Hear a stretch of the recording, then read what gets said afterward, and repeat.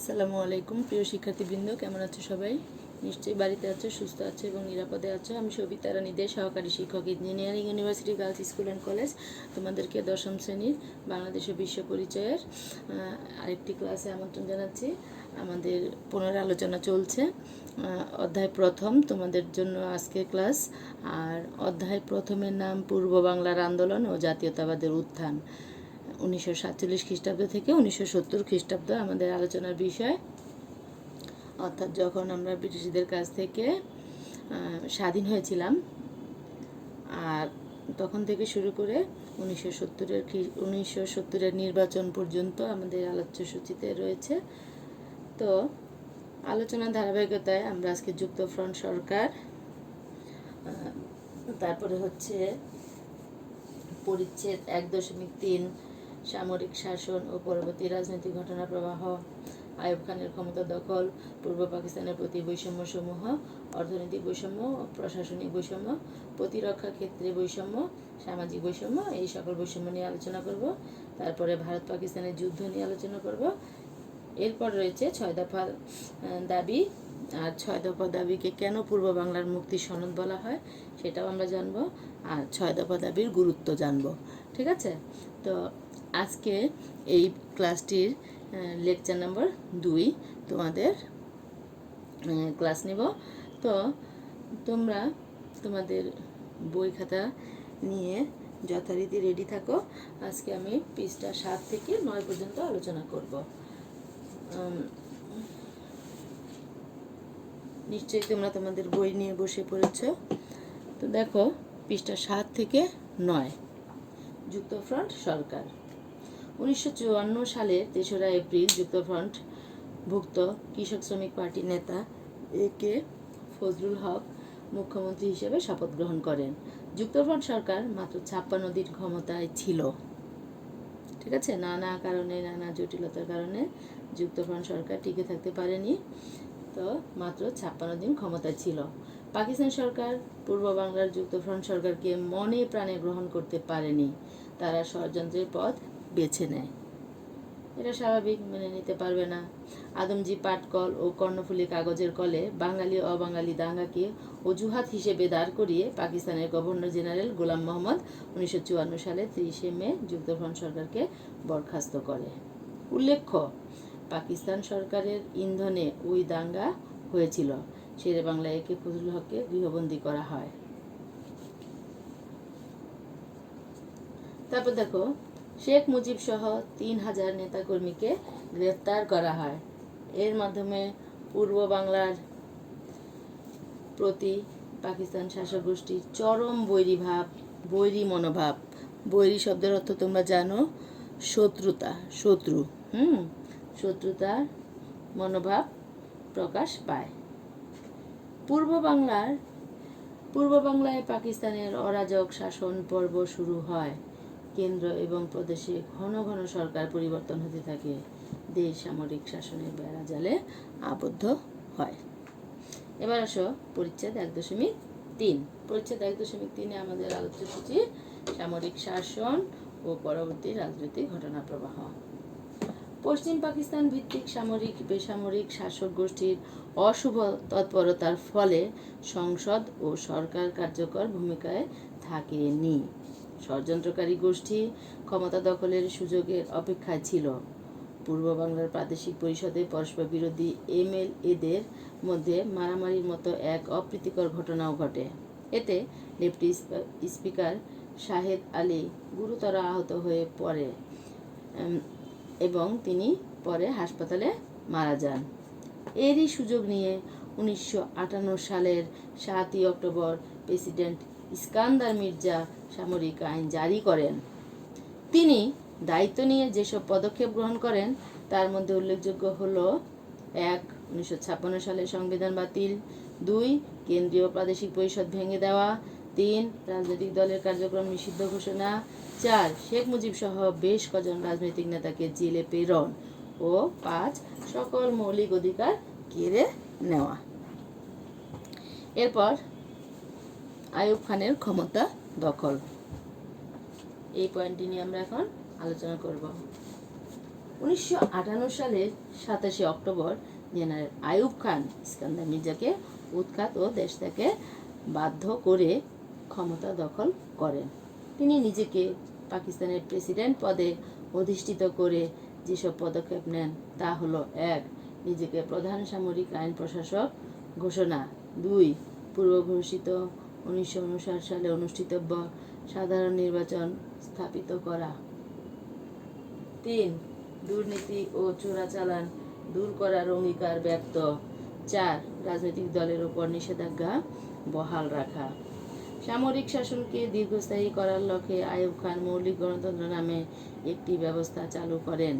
এ ব্যবস্থার পূর্ব পাকিস্তান ও পশ্চিম পাকিস্তান থেকে মোট 80,000 নির্বাচিত ইউনিয়ন কাউন্সিল সদস্য নিয়ে নির্বাচক মণ্ডলী গঠনের সিদ্ধান্ত গৃহীত হয়।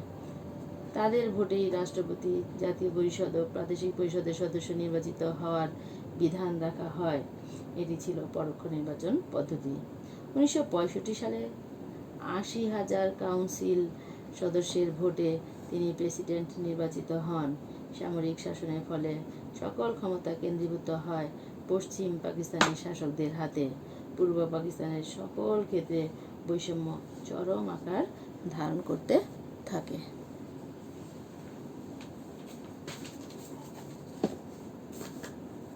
পূর্ব পাকিস্তানের প্রতি বৈষম্য সমূহ। পশ্চিম পাকিস্তানিরা জানোই যে 1947 সালে দেশ ভাগের পর থেকেই পশ্চিম পাকিস্তানিরা পূর্ব পাকিস্তানের উপর নানাভাবে নিপীড়ন, নির্যাতন, শোষণ, বৈষম্যমূলক আচরণ চালিয়ে আসছিল। সেই বৈষম্যগুলো কোথায় কোথায় ছিল, কোন কোন ক্ষেত্রে ছিল? অর্থনৈতিক ক্ষেত্রে, প্রশাসনিক ক্ষেত্রে, প্রতিরক্ষা ক্ষেত্রে, সামাজিক ক্ষেত্রে, সর্বোপরি সকল ক্ষেত্রে, সব স্থানে, সব ক্ষেত্রে তারা বৈষম্যমূলক আচরণ করেছিল। এবার আসো পূর্ব পাকিস্তানের প্রতি বৈষম্যসমূহ। পাকিস্তান সৃষ্টির আগে পূর্ব বাংলা অর্থনৈতিক, সামাজিক ও শিক্ষা সহ বিভিন্ন ক্ষেত্রে পশ্চিম পাকিস্তানের চেয়ে অগ্রসর ছিল। কিন্তু 1947 সালে পশ্চিম পাকিস্তানি শোষণ প্রতিষ্ঠার ফলে পূর্ব পাকিস্তান দ্রুত পিছিয়ে যেতে থাকে। বৃদ্ধি পেতে থাকে দুই অঞ্চলের মধ্যকার বৈষম্য। এবার হলো অর্থনৈতিক বৈষম্য। অর্থনৈতিক বৈষম্য। পাকিস্তান সরকারের বৈষম্যমূলক নীতির কারণে পূর্ব বাংলার চেয়ে পশ্চিম পাকিস্তান অনেক বেশি অর্থনৈতিক সুবিধা লাভ করেছিল। 1955 থেকে 1956 এবং 1959 থেকে 1960 অর্থবছর পর্যন্ত পূর্ব পাকিস্তান লাভ করেছিল মোট বাজেট বরাদ্দের মাত্র 113,03,80,000 টাকা, আর অপরদিকে পশ্চিম পাকিস্তান পেয়েছিল 500 কোটি টাকা। দেখো কোথায় 500 আর কোথায় 113, ঠিক আছে? একইভাবে 1960-61 থেকে 1964-65 সাল পর্যন্ত পূর্ব পাকিস্তানের জন্য বরাদ্দ ছিল 648 কোটি টাকা, আর পশ্চিম পাকিস্তানের ক্ষেত্রে তা ছিল 22,230 কোটি টাকা। এখানেও দেখো কোথায় 600 আর কোথায় 22,000। পূর্ব বাংলার পাট, চা, চামড়া প্রভৃতি বিদেশে রপ্তানি করে যে বৈদেশিক মুদ্রা অর্জিত হতো তার সিংহভাগ পশ্চিম পাকিস্তানের উন্নয়নে ব্যয় হতো। ফলে ব্যবসায়, বাণিজ্য, শিল্প, উৎপাদন, কৃষি সহ অর্থনীতির সকল ক্ষেত্রে পূর্ব পাকিস্তান পশ্চিম পাকিস্তানের চাইতে কয়েক গুণ পিছিয়ে পড়ে। এবার আসো প্রশাসনিক বৈষম্য। পাকিস্তানের প্রশাসনিক ব্যবস্থায় পূর্ব পাকিস্তানের ভূমিকা ছিল অতি নগণ্য। প্রশাসনিক ক্ষেত্রে বৈষম্য ছিল ব্যাপক। 1966 সালে পাকিস্তান প্রশাসনের চিত্র ছিল নিম্নরূপ। দেখো, প্রেসিডেন্টের সচিবালয় 19% বাঙালিদের, আর পশ্চিম পাকিস্তানিদের ছিল 81%। দেশ রক্ষার ক্ষেত্রেও দেখো, বাঙালিদের জন্য ছিল 8.1%, আর পশ্চিম পাকিস্তানিদের ছিল 91.9%। শিল্পতে দেখো, বাঙালিদের জন্য 25.7% আর পশ্চিম পাকিস্তানের জন্য 74.3%। স্বরাষ্ট্র 22.7%, আর হচ্ছে ওদের জন্য হলো ৭৭.৩%। তথ্য আমাদের জন্য 20.1%, তাদের জন্য হলো 79.9%। শিক্ষা আমাদের জন্য 27.3% আর তাদের জন্য 72.7%। স্বাস্থ্য আমাদের জন্য হলো 19% আর তাদের জন্য 81%। আইন আমাদের জন্য 35% আর বাকি তাদের জন্য হলো 65%। ঠিক আছে। কৃষিতে দেখো 21% আমাদের জন্য আর 79% হলো তাদের জন্য। তাহলে দেখো বৈষম্যের চিত্র, দেখো কি ভয়াবহ চিত্র। ঠিক আছে।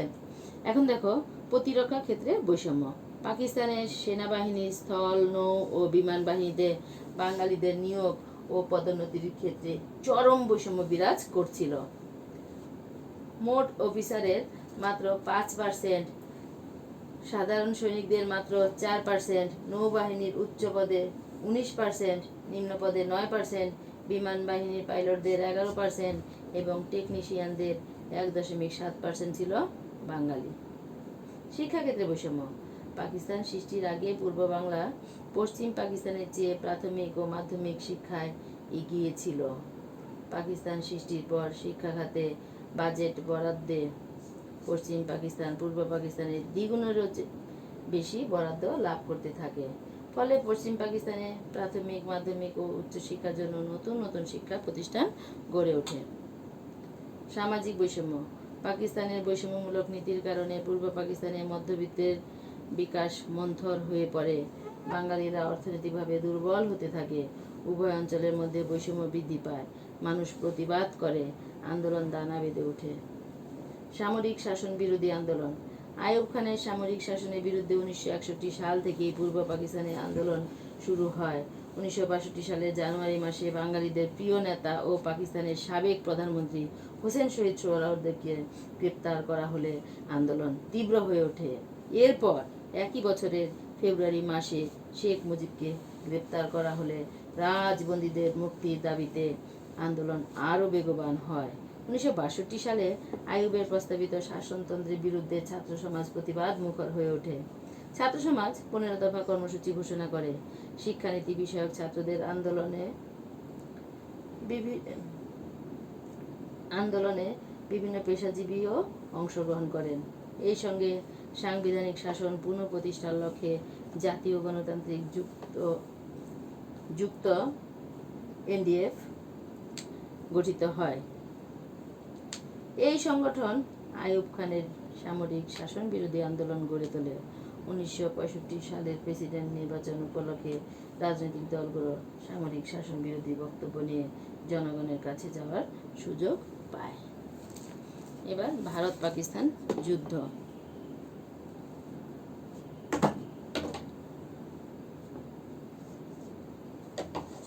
1965 সালের 6 সেপ্টেম্বর ভারতের সঙ্গে পাকিস্তানের যুদ্ধ শুরু হয়।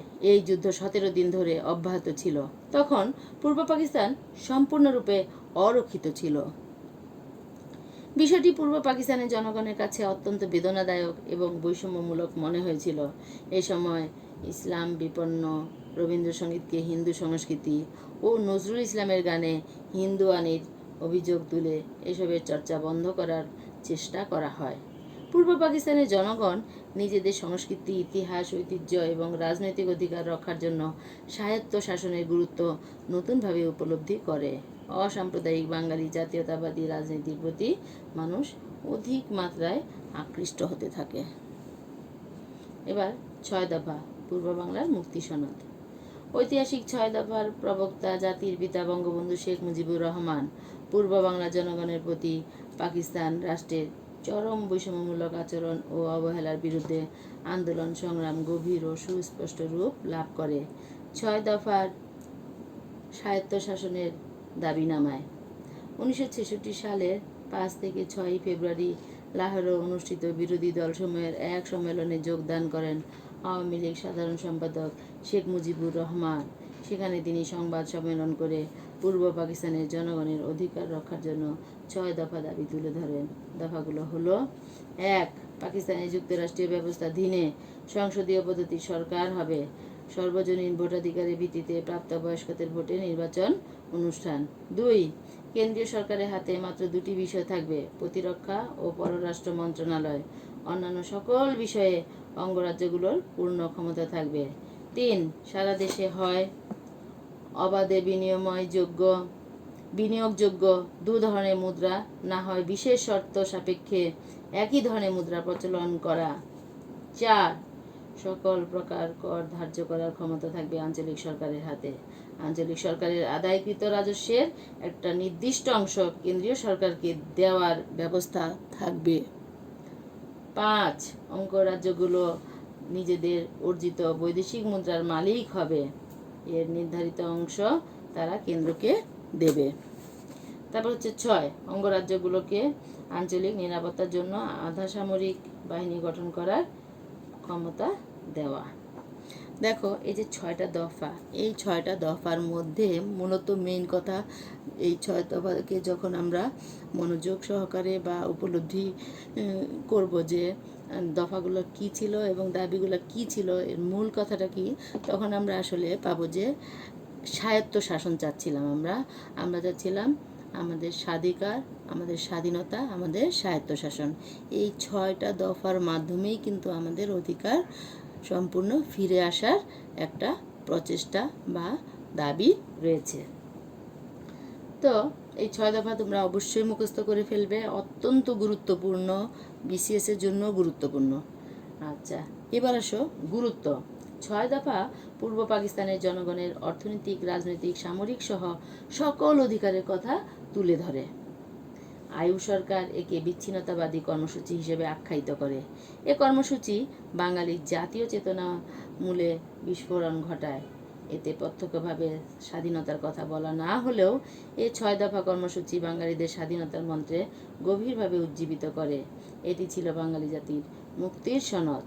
6 দফা কর্মসূচি ঘোষণার জন্য পাকিস্তানি শাসক গোষ্ঠী বঙ্গবন্ধু শেখ মুজিবুর রহমানকে বিচ্ছিন্নতাবাদী এবং পাকিস্তানের 1 নম্বর শত্রু বলে চিহ্নিত করে। পাকিস্তান সরকার 6 দফা গ্রহণ না করে দমন পীড়ন শুরু করলে আন্দোলন অনিবার্য হয়ে ওঠে।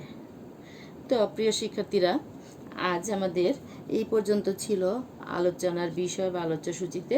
তোমরা তোমাদের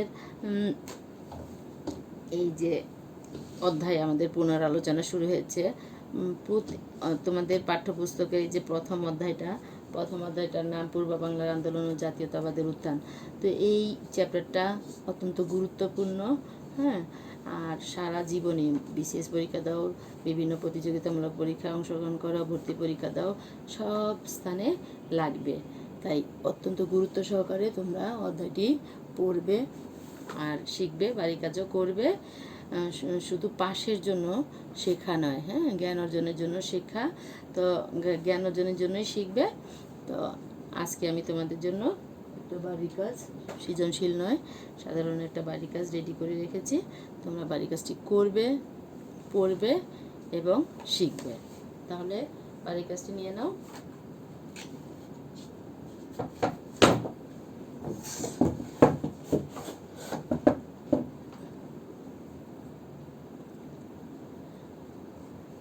ছয় দফা দাবি ছিল বাঙালি জাতির মুক্তির সনদ, মূল্যায়ন করো। আমি আশা করি তোমরা দেখতে পাচ্ছ। দেখো, 6 দফা দাবি ছিল বাঙালি জাতির মুক্তির সনদ, মূল্যায়ন করো। তাহলে সবাই নিশ্চয়ই বাড়ির কাজ তুলেছ। সুস্থ থেকো, ভালো থেকো, আল্লাহ হাফেজ।